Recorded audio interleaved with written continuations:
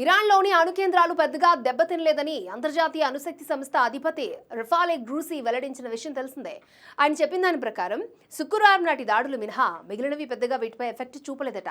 దీనికి కారణం ప్రధానమైన నంతాజ్ ఫార్దో అణు కేంద్రాలను భూగర్భంలో బాగా లోతుగా నిర్మించడమే. వీటిని పేల్చాలంటే అత్యంత భారీ శ్రేణికి చెందిన ZBU-57 బంకర్ బస్టర్ బాంబులు కావాలి. అవి అమెరికా వద్ద మాత్రమే ఉన్నాయి. ఇప్పుడు ఫార్దోను ధ్వంసం చేయడం అమెరికాకు అత్యంత కీలకంగా మారింది. ఈ నేపథ్యంలో G7 సదస్సు నుంచి ప్రెసిడెంట్ ట్రంప్ హడావిడిగా వాషింగ్టన్కి చేరుకున్నారు. సిచ్యువేషన్ రూమ్ని సిద్ధం చేయించారు. దీనిని బట్టి ఇరాన్లో ఏదో భారీ పరిణామం చోటు చేసుకోబోతుందని అర్థమవుతోంది.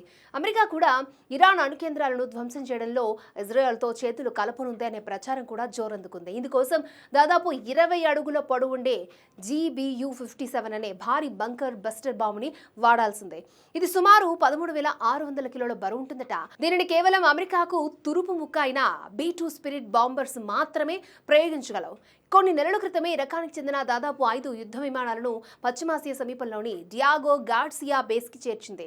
దీనికి తోడు రీఫ్యూయలింగ్ ట్యాంకర్స్, ఇతర యుద్ధ విమానాలు, ఆయుధాలను అమెరికా పశ్చిమాసియాకు తరలిస్తోంది. ఆ దేశ విమాన వాహక నౌక కూడా ఇప్పటికే ఈ దిశగా బయలుదేరింది.